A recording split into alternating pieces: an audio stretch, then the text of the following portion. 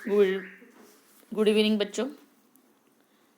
In my previous video you have seen explanation of think before you speak. We have done warming up activities also, and now we are on margin questions. जो marginal questions होते हैं lesson के side में, जो margin दी जाती है वहाँ पे, वो हम लोग देख रहे हैं.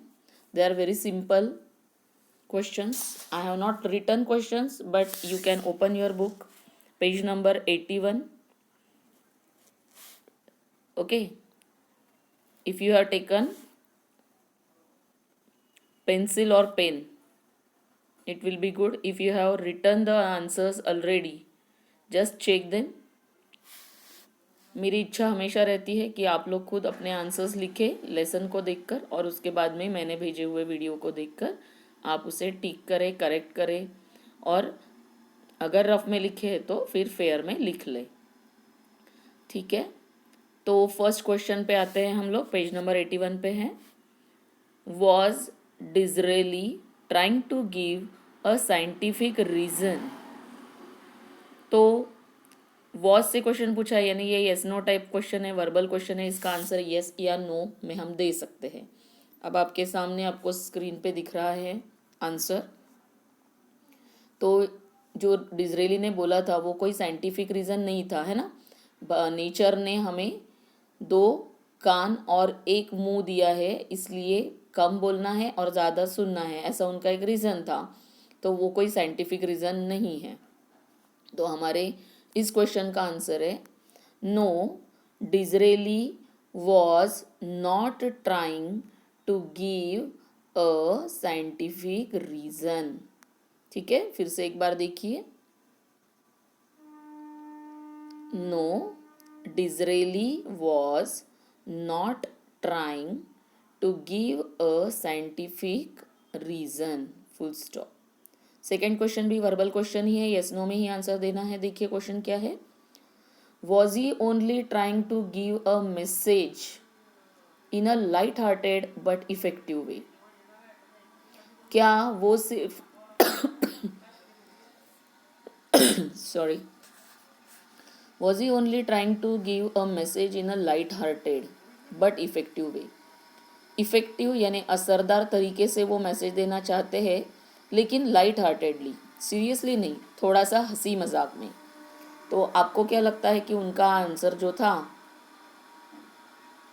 या मैसेज जो दिया था उन्होंने 2 कान और 1 मुंह का, वो हंसी मजाक में दिया था, लेकिन वो इफ़ेक्टिव था, है ना. उसका जो रीज़न है कि सचमुच 1 ही मुंह दिया है तो कम बात कीजिए, और 2 कान दिए तो ज़्यादा सुनिए. तो मुझे लगता है वो येस होना चाहिए आंसर, इसलिए मेरा आंसर यहाँ पे दिख रहा है आपको second. Yes, he was only trying to give a message in a light-hearted but effective way.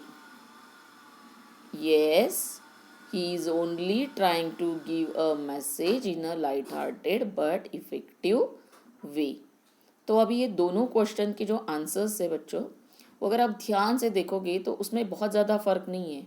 सिर्फ फ़र्क अगर आप देखोगे तो हेल्पिंग वर्ब से क्वेश्चन की शुरुआत होती है, उसके बाद में सब्जेक्ट आता है, और जब हम इसे स्टेटमेंट में बदलते हैं, आंसर में जब बदलते हैं, तो पहले सब्जेक्ट आता है और फिर वर्ब आता है ना. और येस और नो जो है वो लिखने के बाद हमें कॉमा देना होता है. तो आई थिंक आपको समझ में आया है. नेक्स्ट क्वेश्चन है थोड़ा सा साइंटिफिक क्वेश्चन है, देखते हैं. मैंने बहुत शॉर्ट में आंसर देने की कोशिश की है. You have learnt about adaptation in living things in your science textbooks. Adaptation के बारे में आपने देखा होगा कि इंसान जिस माहौल में रहता है उस माहौल को अडॉप्ट करने के लिए वो अपने अंदर कुछ चीज़ें मॉडिफाई करता है. जैसे ऐसा कहते हैं कि पहले जो लोग थे, पूर्वज हमारे, बहुत पहले की बात है, एप्स जो थे, वो अपने हाथों और पैरों दोनों का उपयोग करके चलते थे. फिर धीरे धीरे उनको समझ में आया कि हाथ का उपयोग नहीं करो तो पैर का करो, तो अपने हाथ थोड़े छोटे होने लगे, तो ये एडॉप्टेशन है। या पूछ का उपयोग कम किया करते थे तो पूछ हमारी निकल गई, तो ये भी एक एडॉप्टेशन है। हम नेचर के साथ अपने आप को ढालने की कोशिश करते हैं। तो इसी प्रकार से ये एडॉप्टेशन के बारे में आपने सुना होगा, और आपको सीरियसली जानकारी बुक से मिलेगी। Find the biological reasons, question में दिया है कि find the biological reasons why man's ears and mouth have developed the way they are now. अभी जिस तरह से हमारा कान और मुंह है वो ऐसा डेवलप होने के लिए क्या वजह है। तो मैंने सिर्फ एक छोटे सी वजह दी है। बायोलॉजिकल रीजंस हैविंग 2 ईयर्स क्या है? The brain can catch sound, the brain can catch sound from all direction. तो ऑल डायरेक्शंस से हमारा जो कान है वो सुन सके, इसलिए 2 कान होते हैं साइड में। एंड हैविंग माउथ, माउथ के बारे में, we talk in a linear position to deliver the sound, we talk in a linear position to deliver the sound and speech to the receiver। Okay, जो linear position में हम लोग हमारे sound को सामने देते फेंकते हैं या निकालते हैं मुंह से, जिससे कि वो रिसीवर तक पहुंच सके। And 1 mouth to eat is enough, और एक मुंह खाने के लिए काफ़ी होता है। So it leads oesophagus to oesophagus. Oesophagus ये भोजन की नली होती है, तो एक बार अगर मुंह में हम लोग डालते हैं तो वो बराबर हमारे नली में, खाने की नली जो होती है वो जो एक ही होती है उसमें वो जाता है। और ज़रूरी नहीं कि ये मैंने जो बायोलॉजिकल रीजंस दिए हैं वही आपको लिखना है, आप खुद और रिसर्च कर सकते हैं। गूगल पे जाकर सर्च कीजिए, या आपके साइंस के टीचर को भी आप पूछ सकते हो और वो आंसर्स आप लिखिए, ठीक है। नेक्स्ट है ड्रॉ पिक्चर। तो 4th क्वेश्चन है 81 पेज पे, draw comic diagram to represent the content of the first 2 paragraphs. पहले जो 2 पैराग्राफ है उसके कंटेंट्स को आपको डायग्राम के थ्रू दिखाना है। जब हमने इस लेसन का एक्सप्लेनेशन देखा था तो वो डिजिटल साक्षर एकेडमिक वाला जो वीडियो था जिसको मैंने इंग्लिश से हिंदी में ट्रांसलेट करके बताया, पर वो पूरे पिक्चर्स आपको दिखे हैं, तो आप उस तरह से पिक्चर्स, कॉमिक पिक्चर्स बना सकते हो जिसमें 2 कान की जगह पे 2 माउथ है और 1 कान है। और दूसरा वो भी दिखाया था कि किस तरह से दांतों की और टंग की ऐसे 2 क्या है, बाड़ बनी हुई है ना, वॉल्स बने हैं 2, तो उसमें से किस तरह से वर्ड बाहर आता है वो भी आपने देखा था। तो उस तरह से 2 पैराग्राफ्स के आप पिक्चर बना सकते हो। ये कोई क्वेश्चन नहीं है, ये जस्ट एक फन है कि आपको कितना ये पैराग्राफ समझ में आया है। अब हम लोग आते हैं पेज नंबर 82 पे। नेक्स्ट क्वेश्चन है 5th। अब ये फिर से येस नो टाइप क्वेश्चन है, यानी येस या नो में इसका आंसर देना है। कैसे पता चला मुझे? क्योंकि ये वर्ब से शुरू हुआ है, हेल्पिंग वर्ब से, है ना। पहले के 2 क्वेश्चन वॉज ये हेल्पिंग वर्ब से शुरू हुए थे, अब ये डू हेल्पिंग वर्ब से शुरू हुआ है।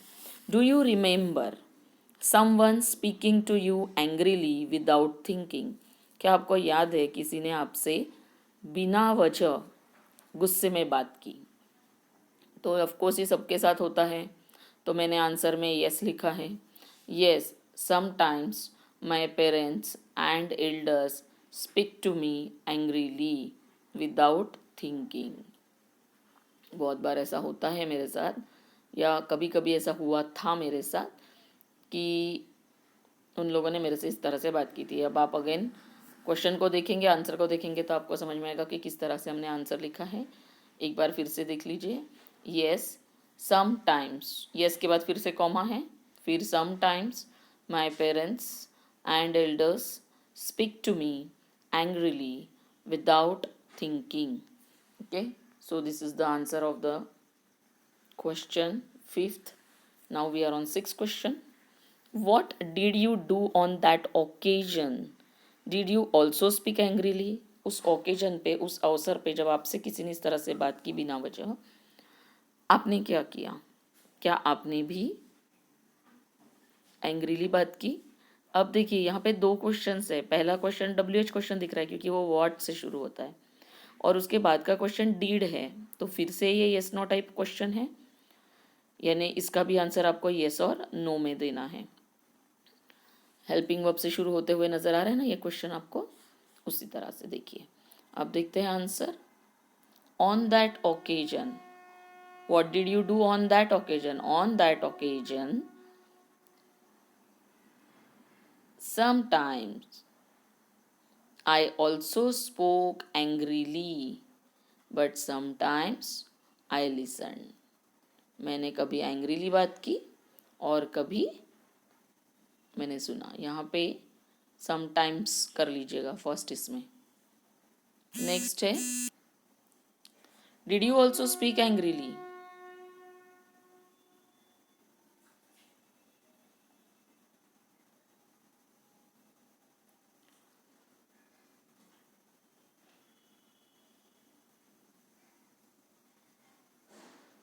Okay, what did you do on that occasion? Did you also speak angrily? दोनों का मिलाकर ही आंसर दिया है यहाँ पे. फिर से एक बार देख लीजिए. On that occasion sometimes I also spoke angrily, but sometimes I listened. दोनों आंसर है कि हमने उस वक्त पे क्या किया, तो कभी बात की और कभी नहीं की. अब नेक्स्ट क्वेश्चन है, थोड़ा सा अच्छा क्वेश्चन है ये, पर्सनल रिस्पॉन्स के लिए पूछा जा सकता है 2 मार्क्स के लिए. अच्छा इसलिए बोला कि यहाँ पे 2 मार्क्स मिल सकते हैं इस क्वेश्चन पे, बाकी के क्वेश्चन 1-1 मार्क के लिए पूछे जा सकते हैं. Discuss what you can do to control your anger. क्या कर सकते हो अपने एंगर को कंट्रोल करने के लिए? तो कुछ स्टेप्स दिए हैं मैंने, सिंपल जो स्टेप्स आपको याद रख सकते हो ऐसे ही दिए हैं. These things I can do to control my anger. पहली है थिंक बिफोर स्पीकिंग. जब गुस्सा आता है तो सोचना नहीं होता है, लेकिन फिर भी अगर आप अपने माइंड पे कंट्रोल कर सकते हो तो थिंक कीजिए बोलने के पहले. सोचिए. डीप ब्रीदिंग, आप डीप ब्रीदिंग कर सकते हो अगर आपको गुस्सा आता है. स्टॉप टॉकिंग, बोलना बंद कर दीजिए. लिसन लाइट म्यूज़िक, उस गुस्से में लाइट म्यूज़िक को सुनिए. अब मैं जानती हूँ कि ये सब चीज़ें हो नहीं सकती, पर कोशिश कीजिए अपने गुस्से को कंट्रोल करने के लिए. 5th है, try to accept the situation. उस वक्त उस सिचुएशन को, उस कंडीशन को, उस प्रसंग को कैच करने की कोशिश कीजिए कि हाँ ठीक है, सचमुच मुझसे ज़्यादा गलती हो गई इसलिए सामने वाला गुस्सा है, या फिर कोई बिना वजह भी गुस्सा हो रहा होगा तो ठीक है, उस कुछ प्रॉब्लम हुई होगी, तो इस तरह से सिचुएशन को एक्सेप्ट कर लीजिए. तो everything is very difficult actually, but you can try. Okay, तो इससे आप अपने गुस्से को, एंगर को कंट्रोल कर सकते हैं. अब पेज नंबर 83 पे एक कॉलम बनाया हुआ है जहाँ पे सोक्रेटिस का पैराग्राफ ख़त्म हुआ है. वहाँ पे नीचे आप लोगों को कुछ न्यू वर्ड्स दिखेंगे, वोकैबुलरी, और राइट साइड में रिफ्लेक्ट करके एक कॉलम दिया है बच्चों, दैट इज़ अ क्वेश्चन. तो उस क्वेश्चन का भी आंसर यहाँ पे है.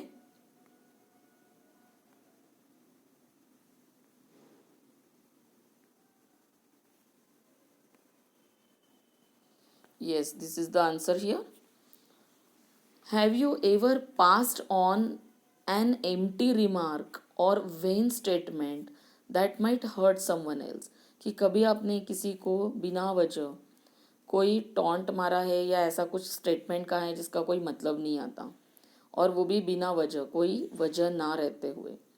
What can you do to avoid doing it again? आप क्या कर सकते हो इस तरह से कोई किसी को टॉन्ट मारना या किसी को चिढ़ाने के लिए जो स्टेटमेंट कहा जाता है उससे बचने के लिए आप क्या कर सकते हो? आप अपने आंसर्स दे सकते हो क्योंकि ये भी पर्सनल रिस्पॉन्स क्वेश्चन है. मैंने एक आंसर दिया है, देखिए. Once I have passed on an empty remark. तो एक बार मैंने पास किया है, यहाँ पे येस नो में भी आंसर दे सकते हैं हम. Yes, I have once passed on an empty remark. फिर what can you do to avoid doing it again, अगर आपने ऐसा किया है तो मैंने नेक्स्ट लिखा है I said sorry on that remark and decided, और डिसाइड किया not to pass such remark in future. और यानी बहुत बार ऐसा होता है कि अपने मुंह से वो बात निकल जाती है और फिर हम सॉरी फील करते हैं, तो मैंने भी उस वक्त सॉरी फील किया और फिर मैंने डिसाइड किया कि ऐसे स्टेटमेंट फिर से फ्यूचर में मैं नहीं दूंगी। तो एक बार देख लीजिए, once I have passed on an empty remark, full stop, एक क्वेश्चन का आंसर है। दूसरा, I said sorry on that remark and decided not to pass such remark in future. Okay, तो आई थिंक आप लोगों को मार्जिन के question answer समझ में आए होंगे। नेक्स्ट वीडियो में I will send you question answers from English workshop. तो मेरा वीडियो भेजने के पहले आप लोग अपने क्वेश्चन आंसर्स कंप्लीट कर लीजिए, ताकि आपको कितना लिखना आता है आपका भी कॉन्फिडेंस बढ़ जाता है, और फिर मेरे वीडियो से आप चेक कर सकते हैं। ठीक है, गुड नाइट।